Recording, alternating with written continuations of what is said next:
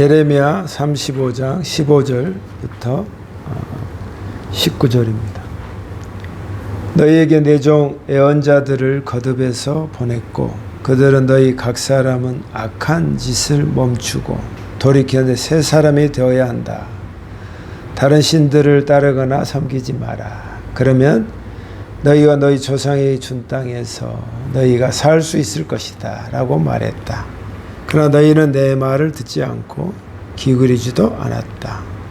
레갑의 아들 요나답의 자손은 그들 조상이 명령한 대로 따랐으나 유다 백성은 내게 순종하지 않았다. 그러므로 나 만군의 여호와 이스라엘의 하나님이 말하노라. 보아라, 내가 유다와 예루살렘 주민에게 선포한 모든 재앙을 이제 그들에게 내리겠다. 이는 내가 말하여도 그들은 듣지 않았고 그들은 불러도 대답하지 않았기 때문이다. 그런 뒤에 예레미야가 레갑 사람들에게 말했습니다. 만군의 여호와 이스라엘의 하나님께서 말씀하셨다. 너희는 너희 조상 요나답의 명령에 순종했고 그 모든 가르침을 따르며 그가 너희에게 명령한 것을 다 지켰다. 그러므로 만군의 여호와 이스라엘 하나님께서 이렇게 말씀하셨다. 나를 섬길 레갑의 아들 요나답의 자손이 언제까지나 끊어지지 않을 것이다. 아멘. 하나님 아버지, 이번 주간에 또 저희에게 주신 하나님의 말씀을 함께 나누고자 합니다. 저희에게 동일한 은혜와 또 하나님의 말씀이 우리의 심령에 잘 중심이 되어서 이 말씀대로 이루어지는 우리의 삶 살게 하여 주시옵소서. 예수님의 이름으로 기도합니다. 아멘. 오늘 말씀의 제목은 부족함이 없는 인생을 살 수 있을까라는 그런 제목을 정하였습니다. 그 정하게 된 이유가 19절에 보면 나를 섬길 레갑의 아들 요나답의 자손이, 이 영어 성경의 대부분에서 이렇게 나와 있습니다. 그들은 내 앞에서 영원토록 부족함이 없을 것이다. 이렇게 번역이 됐는데 이 쉬운 번역에서는 언제까지나 끊어지지 않을 것이다. 이렇게 번역을 했습니다. 그래서 저는 오늘 본문을 정할 때 영어 성경에 나오는 이것으로 제가 큐티를 했기 때문에 더욱더 이 말씀 중심으로 말씀을 정하게 된 것입니다. 너희는 내 앞에서 영원토록 부족함이 없을 것이다 하는 말씀이었습니다. 이 말씀을 제가 가슴에 다 품고서 너무 순간 참 따뜻했습니다. 하나님께서 그러면서 이런 생각이 들었습니다. 과연 남은 인생을, 부족함이 없는 인생을 살 수 있을까? 믿었지만 의문이 되었습니다. 과연 물론 지금까지 하나님께서 넉넉하지는 않았지만 먹고 살게끔 인도해 주셨고 도와주셨는데 부족함이 없이 이 레갑 족속처럼 그렇게 살 수 있을까 하는 것엔 약간의 의문점이 생겼습니다. 과연 이 말씀이 오늘날 우리에게 또 나에게 다가올 때 이 말씀이 지금도 변함없이 유지되고 역사하시고 이 말씀대로 하나님이 일하실까 하는 또 생각도 반신반의하게 되었습니다. 그러면서 내가 역추적을 해서 조사해보자. 과연 이 레갑 족속이 하나님의 말씀대로 그렇게 이루어졌는가? 이루어진 것이 과연 오늘날 나에게도 똑같이 이루어질 것인가를 추적해 보았습니다. 근데 저뿐만 아니라 모든 인생을 살고 있는 목사님들이나 또 친구들이나 보면은 참 어떻게 하면 저 고민처럼 어떻게 하면 좀 부족함이 없는 인생을 살 수 없을까라고 하는 그 내면의 그 갈망이 다 있습니다. 왜냐하면 다 쪼들리게 살고 간당간당 살고 이러니 저러니 하면서 숨가쁘게 살기 때문에 그렇습니다. 어떤 목사님은 넉넉해 보이시는데도 자기가 성경 읽을 때마다 성경을 이렇게 읽을 때 성경이 두껍잖아요. 이걸 보면 이것이 다 10,000원짜리였으면 좋겠다 이렇게 생각하는 사람도 있다고 하는데 참 그 말을 할 때 웃음과 함께 공감이 되기도 하고 그랬습니다. 그만큼 우리가 현실은 그렇게 바둥바둥 살고 있는 현실에서 과연 이 말씀이 우리에게 중심이 되고 이 말씀대로 그대로 이루어지는 그 역사를 우리가 과연 맛볼 수 있을까? 일단 저는 하나님의 편을 들어서 레갑 족속이 그렇게 했기 때문에 우리도 이 레갑 족속이 했던 그것을 힌트를 얻어서 그대로 그 발자취를 간다면 하나님께서도 레갑 족속에게 임하신 그 역사가 나에게도 믿는 자에게 그대로 이루어질 것이다 하는 그런 소망을 갖게 되었습니다. 오늘도 그런 기대감을 가지고 물론 과연 그럴까 하는 마음도 같지만 그런 기대감을 가지고 오늘 말씀을 우리가 보도록 하겠습니다. 그러면 레갑 족속이 누구냐 하는 것입니다.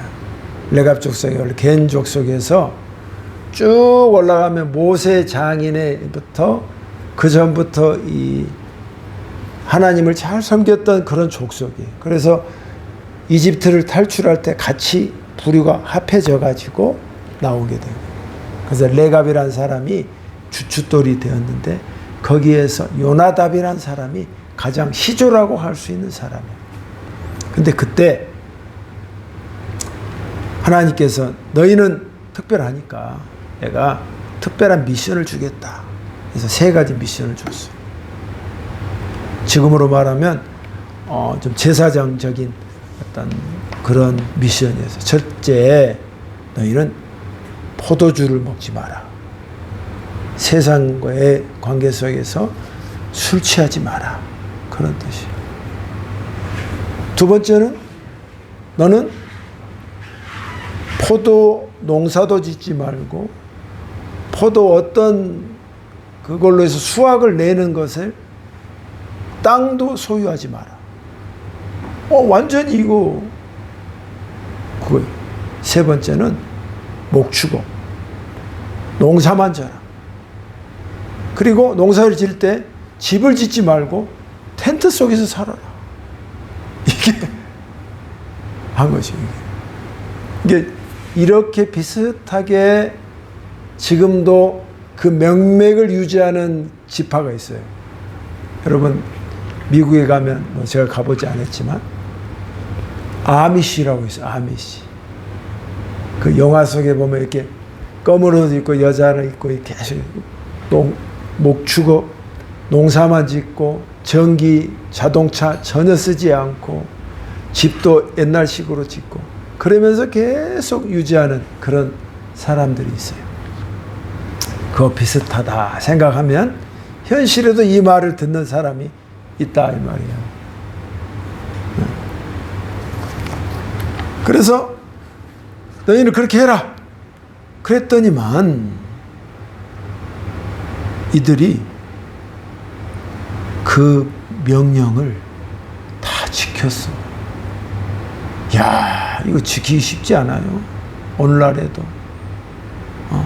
세상에 낙인 뭐가 있어.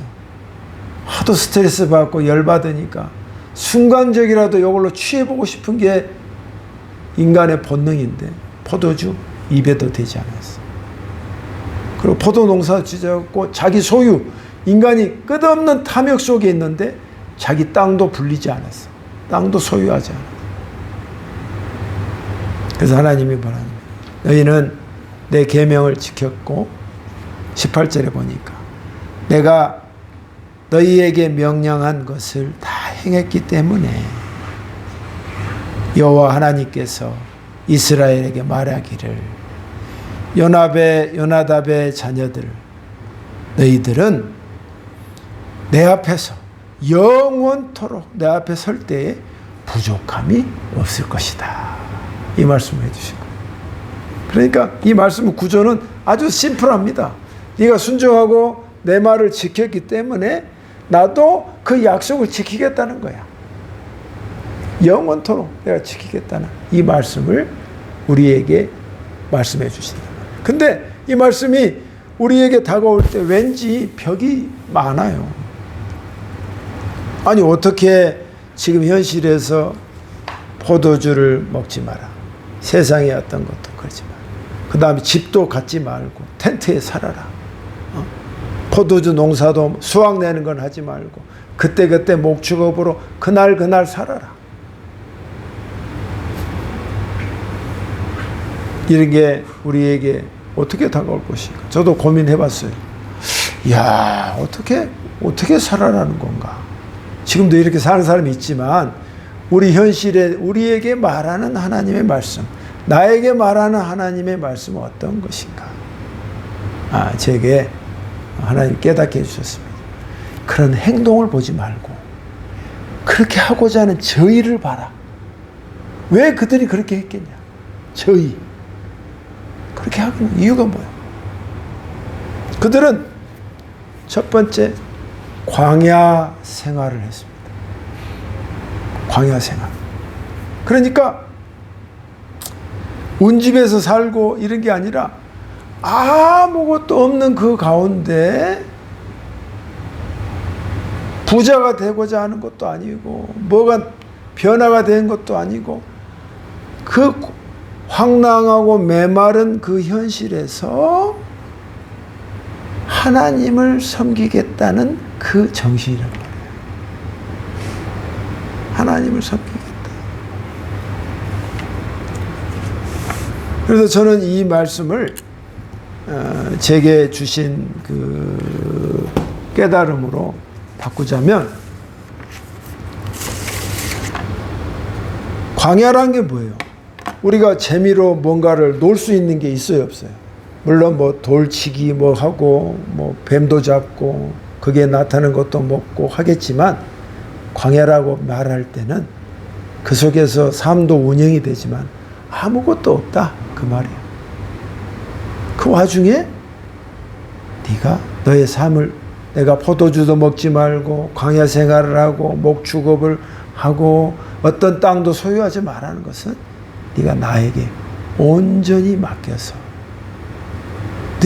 너희 족속은 나와 가까워지자 그 말이에요. 나와 가까워지자. 나와 가까워지자.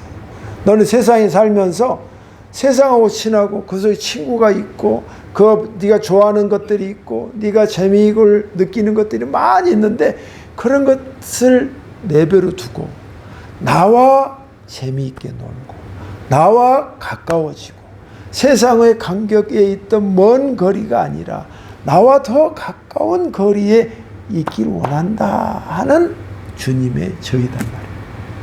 그리고 나에게 말씀하시기를, 하나님께서 나에게 깨달음을 주시고 네가 나와의 시간을 좀 더 가졌으면 좋겠다 하는 깨달음을 줬어요. 제가 이번에 백령도를 혼자 자전거를 타고 배를 타고 군인들이 있는 곳에 빼빼 돌아서 50km를 돌았는데 뻘뻘하면서, 그러면서 늘 하나님께 안테나를 켜면서 말해서, 하나님, 제가 물론 오고 싶어서 왔습니다만은 여기에서 통해서 깨닫게 하는 것이 뭘까요? 깨닫게 하는 것. 네가 나와 가까우려는 그것을 있기는 아는데 어느 순간 딱 하는데 네가 너무 나를 쉽게 생각하는 경향이 있다 하는 그런 생각을 줬어. 뭘 내 깨달음이지. 그래서 나와 좀 더 진지하고 나에게 좀 더 한 발자국 지금도 있지만 더 다가오는 그랬으면 좋겠다 하는 무더운 그 날씨에 뇌리에 싹 스며드는 말씀이었어요. 그러면서 동시에 야, 나도 백령도 쉽게 봤거든. 만만하게 봤어, 세상 말로. 근데 배를 타니까 와, 나 처음에 갈 때는 쉽게 했는데 올 때는 점프를 이렇게 해가지고 배가 툭 꺼지는데, 저 청년열차 싫어하는데 처음에는 할머니들도 와 좋아해요. 매번 2시간 반 동안 막 하고 봉투 갖다 주세요 막 난리를 치는 거예요. 그래서 이야, 여기 사는 것도 쉬운 게 아니구나. 이게 세상에 사는 것도 하는 것도 이게 만만히 봐서는 안 되구나. 근데 주님 기도했어. 주님, 이 풍랑이 빨리 이 너울이 멈추게 해주세요. 바다에 멈춰달라는 마음으로 기도했더만 정말 하나님께서 내 기도를 들어주셨는지 그 다음부터는 그 너울이 줄어들어서 쭉 오게 됐어요. 그게 조금만 더 가서 저도 있는 겁니다. 다 토했을 거예요. 이러고 살았어요. 그래서 깨달음은 내가 하나님과의 더 깊은 관계를 더 가져야겠다. 세상은 결코 만만하지 않다. 그걸 깨닫는 그런 시간이었습니다.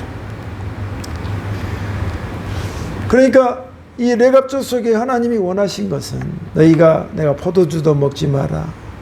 또 그게 땅으로서 땅도 소유하지 말고 포도 오늘 수확을 내지 마라. 다 이것은 나와의 세상이 자꾸 끼어들면 나와의 관계가 멀어지니까 그런 걸 다 하지 말고 나와의 관계가 좀 더 가까워지자, 그 말이에요.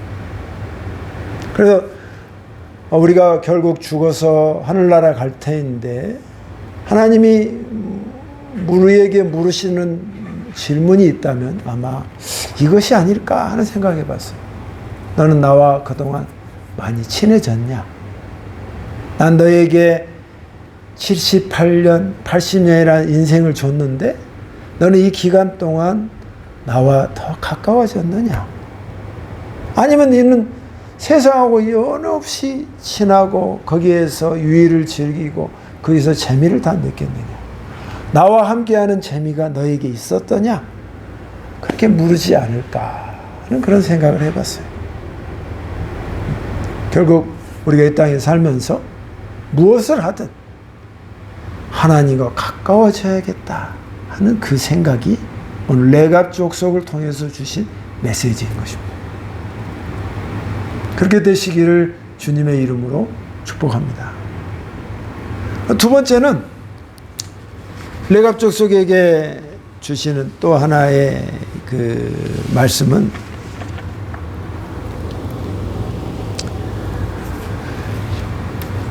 세상하고 네가 세상 속에서 사는데 그 속에서 세상의 것들이 너한테 침투해 두지 않도록 네가 경계해야 한다.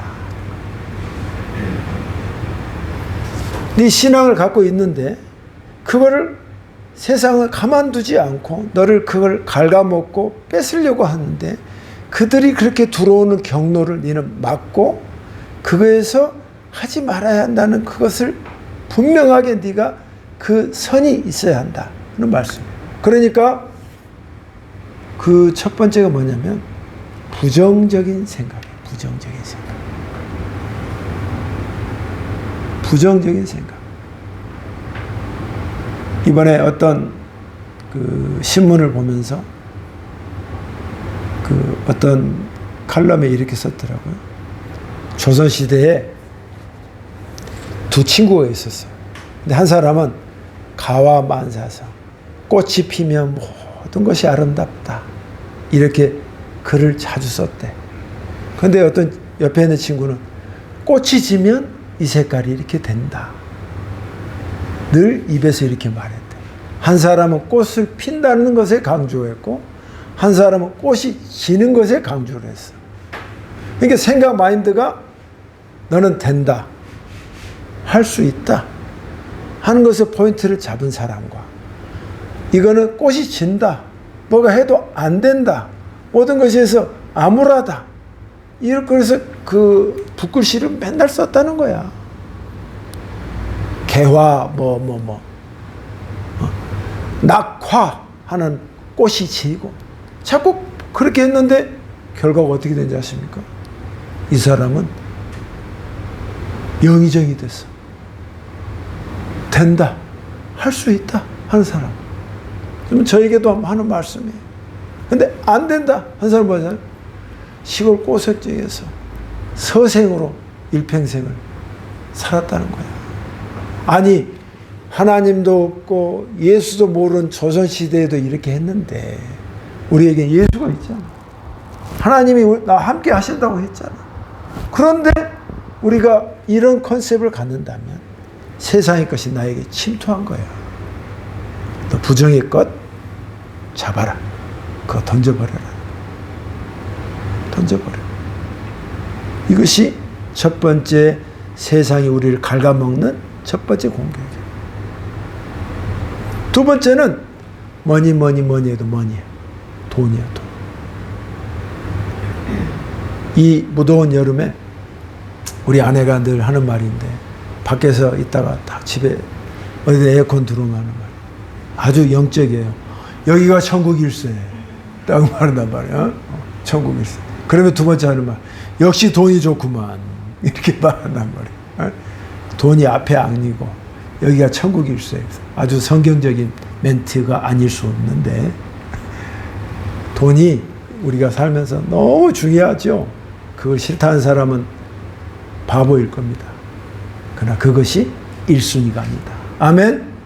근데 세상은 여기에 목숨을 건단 말이야. 그러니까 레갑족속에 너희가 장사도 하지 말고 포도원도 하지 말라는 것은 세상에 돈의 유혹이 너희가 있는데 거기서 네 마음이 뺏기지 마라. 그 말이다 말이야. 돈을 벌어도 하나님 주께서 해주셨습니다. 자족하겠습니다. 다음에 내가 전략하고 해서 이렇게 살겠습니다. 그리고 주님께서 또 좋은 것으로 주실 줄 믿습니다. 이렇게 해야지. 아니 내가 어제 누구 만났는데도 다 코인하고 주식하고 아주 다 하는 거야. 물론 시대가 바뀌어서 거기에서 충분히 이해할 수 있는 변명을 하겠지만 우리 그런 거 신경 쓰지 않고 하나님 주신 거, 땀 흘려서 번 거, 그걸로 자족하면서 주님 바라보고 돈은 주님께서 주신 것을 믿습니다 하는 마음으로 가는 게 맞는가. 이 시대에 레갑족속에 요구하는 바가 바로 우리에게 요구하는 바하고 그 맥이 통한다 이 말이에요. 사랑하는 성도 여러분, 그래서 옆에서 말합니다. 오늘 15절. 근데 이스라엘 유다 백성은 어쨌는지 아냐? 내가 너희에게 가서 돌아와라. 너 그렇게 말 안 들으면 안 된다. 돌아와. 내가 나의 준비된 종들을 많이 보내서 얼리란 말 썼어. 일찍 보내서 내가 많이 보냈는데 너희는 그 말을 듣지 않았다. 그렇게 나와. 너의 악한 행동을 멈추고 그리고 네가 지금 행하고 있는 우상을 네가 지금 목숨 거는 돈이든 뭐든 그거에 있는 거에서 빨리 벗어나라. 선지자를 통해서 말했어. 근데 어쩐지 아세요? 그들은 귀에 들어오는 것을 그냥 무시해버렸어. 유다 백성이 메인인데, 유다 백성이 하나님이 제일 택한 메인인데 무시했어. 그리고 내 말을 조금도 귀 기울려고 하지 않는다. 그래서 하나님께서 어지간한 비교를 안 하시는데 지금 레갑 족속과 유다 족속을 비교를 하는 거예요. 야, 이 레갑 족속은 외부에서 온 족속이야.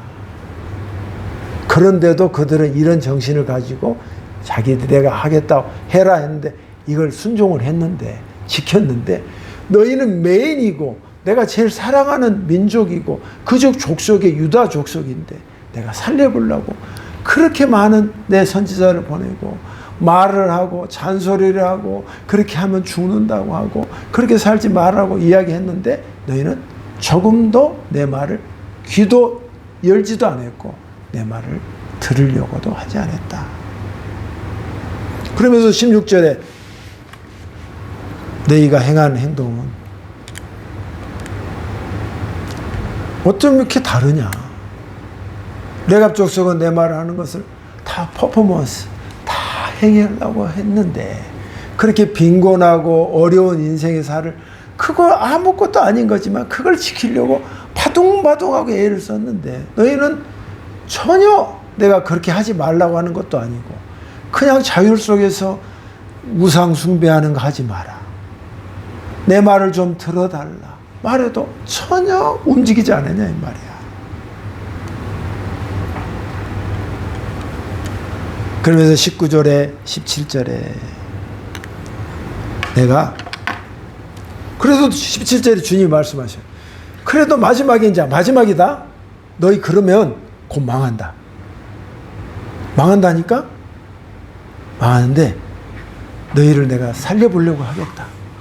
내가 너무 사랑하니까 했는데도 너희는 그 마지막에 나의 유언이나 다름없는 마지막 최후 통첩도 그 말도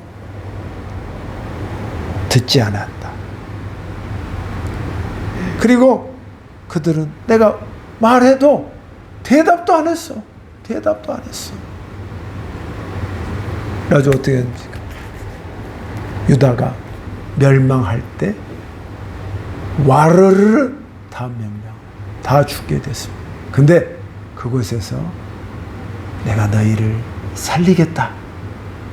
너희의 부족함이 없게 하겠다. 레갑 족속은 살았을까요? 죽었을까요?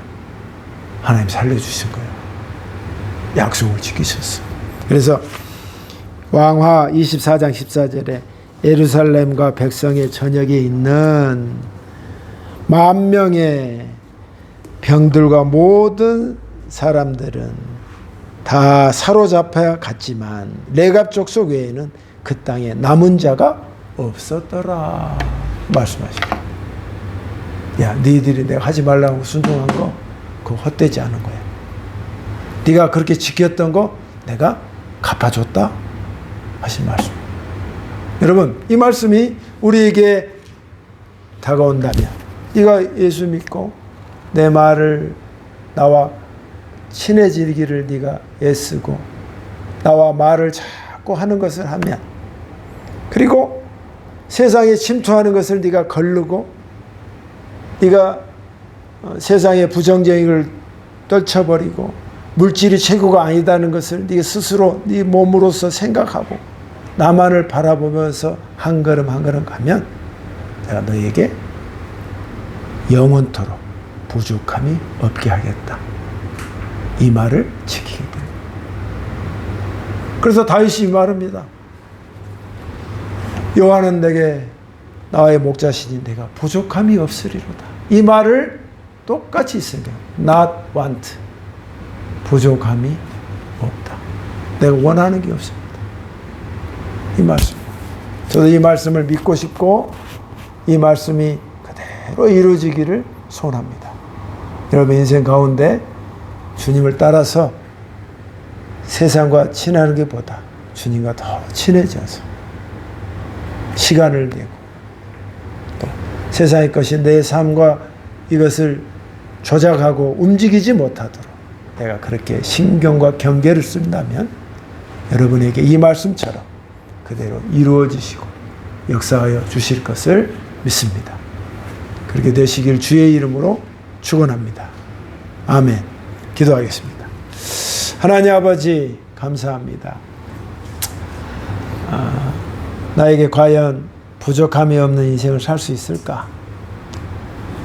이 말씀을 믿는데 반신반의로 여전히 갖고 있었습니다.